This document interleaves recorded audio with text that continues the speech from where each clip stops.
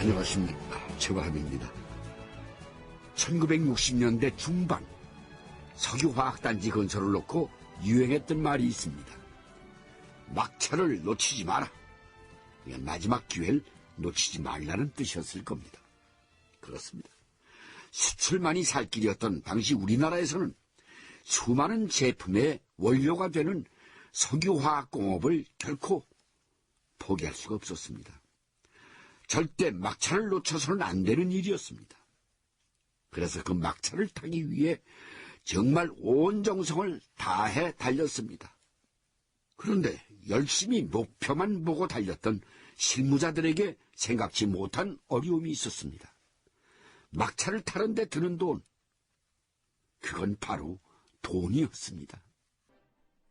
1967년 초 박정희는 경제기획원 장관 장기영과 서울 모처에서 마주 앉았다.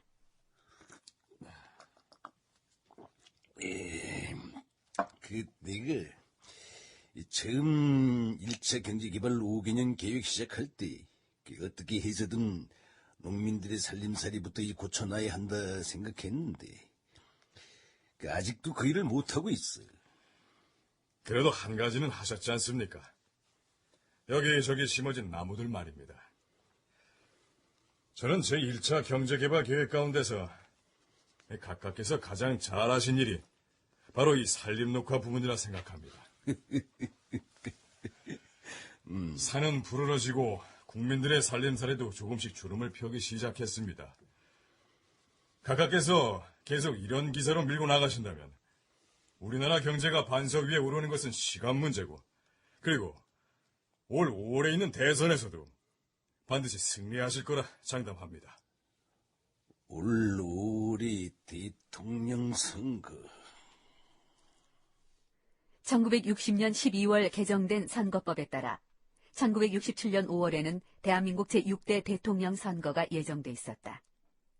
1963년 10월 15일 제5대 대통령 선거에 당선된 박정희의 4년 임기는 1967년 끝나게 돼 있었다. 그에 따라 1967년 5월 3일 제6대 대통령 선거를 실시하게 돼 있었던 것이다. 다른 것은 몰라도 경제에 관한 한 각각께서 벌여놓으신 일이 많습니다. 반드시 당선이 되셔서 조국 근대화를 위한 경제개발, 각각께서 끝까지 마무리를 지으셔야지요. 제 임자도 이우라기하고 이 같은 말을 하고 있구만. 응? 술 한잔 더 해. 예. 이 집에 이 농주가 이주 특히 기가 막혀. 응? 예, 각하.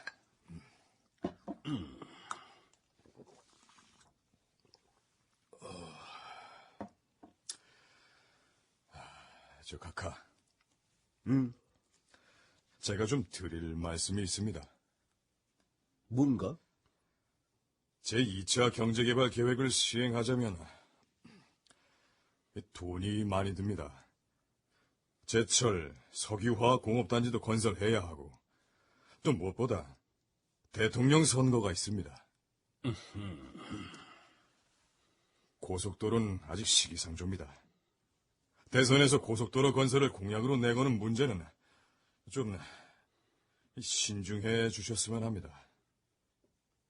장기의. 예. 저번에 인자가 김학렬이를 재무부 장관에서 자를 때 예. 그때 뭐라고 했나?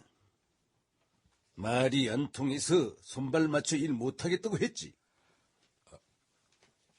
예, 그랬습니다만. 고속도로는 내가 이미 결정을 했어. 그런 만큼 대선 공약에서 빠지는 일은 없을 거야. 그러니 임자가 나한테 지금까지 해와준 것처럼 손발을 맞춰. 내 말 무슨 뜻인지 알아?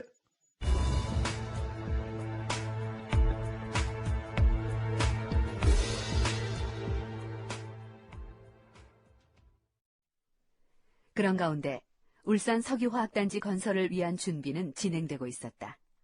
먼저 부지를 정하고 매입하는 일이 필요했다. 관련 기록이다. 상공부는 석유화학단지 후보지 선정 문제에 관해서 소관부서인 건설부에 선정을 의뢰했다. 당시 후보지로 올랐던 곳은 여수, 비인, 인천, 그리고 울산이었다. 문제는 자금이었다. 인천지구는 땅값이 비쌌으며 비인지구가 33억 원, 여수지구는 47억 원이 필요했다.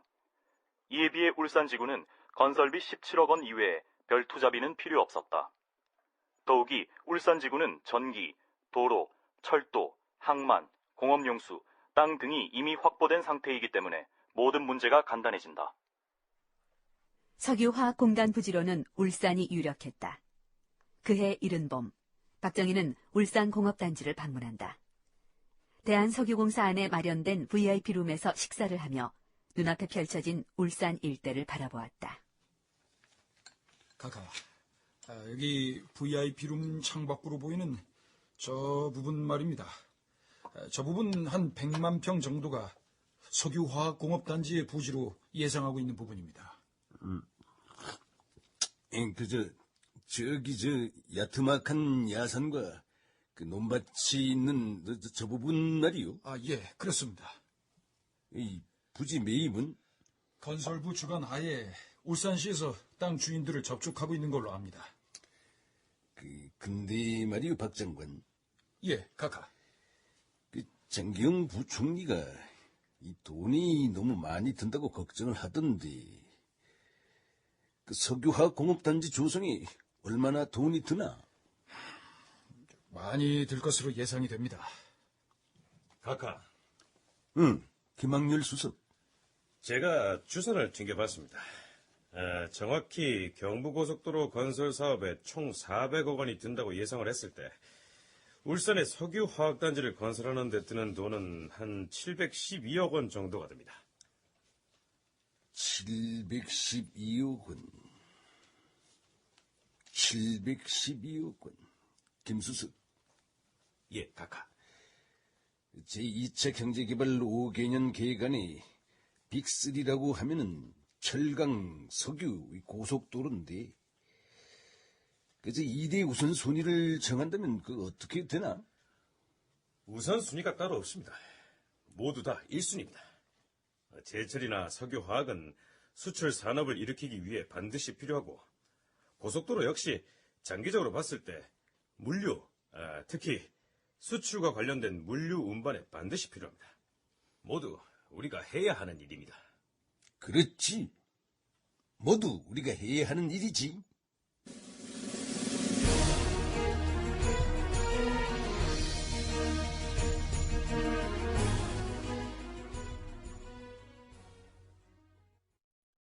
울산 석유화학단지 건설.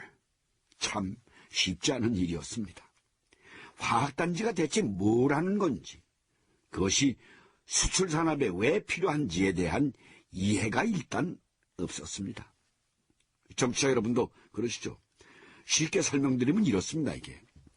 여러분이 지금 신고 있는 신발, 입고 있는 옷, 책상, 의자, 사용하는 컴퓨터, 자동차 타이어, 플라스틱, 비닐, 고무, 정말 많은 것들의 원료가 합성수지, 합성섬유, 합성고무입니다.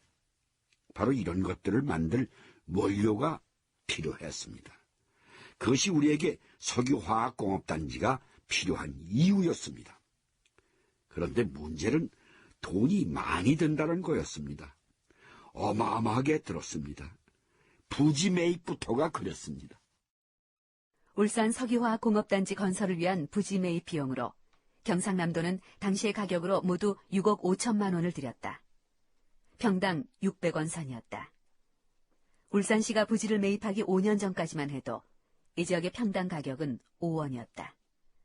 그러던 것을 600원에 매입하게 된 것이다. 이런 이유 때문이었다. 영감님요! 영감님요! 어떻게 된 게고? 오늘 토지 수용안에 소명하기로 출석같이 약속하시놓고 어딜 가신 게고? 영감님요! 영감님요! 할매요! 계셨으면서 와 아무 기척이 없었는데요. 제가 밖에서 얼마나 불렀는데요. 우리 그 땅 안 팝니다. 무슨 말씀입니까? 마 안 팔기로 했어요. 우리 아들이 그러는데 그 땅 가지고만 있으면 앞으로 수십 껍질은 더 받을 수 있다 하는데 뭐라 팝니까? 아니, 이제 와서 이러지면 진짜 곤란합니다. 할매요, 영감님 어디 계신겨? 여기 있다. 아, 영감님, 저하고 그래 약속하셨으면서 갑자기 이게 무슨 말씀입니까? 그렇잖아도 나도 면목이 없어가 그냥 있었는데 그 땅 못 판단다. 영감님요. 공장 들어선다며 어덴 평당 580원 쳐준다고 했다면서. 근데 나는 겨우 평당 450원 준다고. 저기 누가 580원 받기로 했는가는 모르겠습니다만은 그래도 구두 약속도 약속인데 이러시면 진짜 곤란합니다, 영감님. 하여튼 내는 안 판다. 그러면 영감님, 시에서 얼마를 쳐주면 파시겠습니까? 박영감네 과수원이 평당 580원 받기로 했다니까.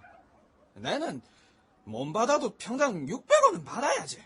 그래 줘야 판다고. 평당 600원이에? 평당 600원. 지금 가격으로 환산하면 글쎄요, 한 얼마나 될까요? 그 당시 80kg 쌀한가마니 가격이 3,750원, 금 한 돈이 2,330원, 소고기 한 근이 400원이었다고 하니까요. 어쨌든 이렇게 울산 지역의 땅값이 들썩들썩하면서요, 울산의 한 관광호텔 웨이터 한 사람이 큰 돈을 벌었다는 소문이 났습니다. 서울 손님들이 하는 얘기를 듣고 친척 돈까지 모두 긁어 모아서 땅을 사두었다는 거죠. 요즘 고위공직자가 되기 위한 청문회 과정에서 심심찮게 나오는 것이 부동산 투기 의혹입니다. 어떤 분은 땅을 너무 사랑해서 그렇게 되었다 하신 분도 있었습니다만, 어쨌든 부동산 투기는 망국의 원인으로 지목되곤 합니다. 저는 그렇습니다. 자기가 가진 땅 갖고 돈을 벌겠다는데 누가 뭘 하냐 하면 할 말은 없습니다. 하지만 그것이 국가 경제에 그리고 서민들에게 미치는 악영향은 실로 막대합니다. 우리나라 함께 살아가는 대한민국 아닙니까? 좁은 땅덩어리에서 함께 살기 위해서는 아무리 가진 것이 있어도 좀 자제하는 미덕도 필요하지 않겠습니까? 그런 마음들이 모여서 결국은 국가 경제 발전의 자양분이 되는 것 아니겠습니까?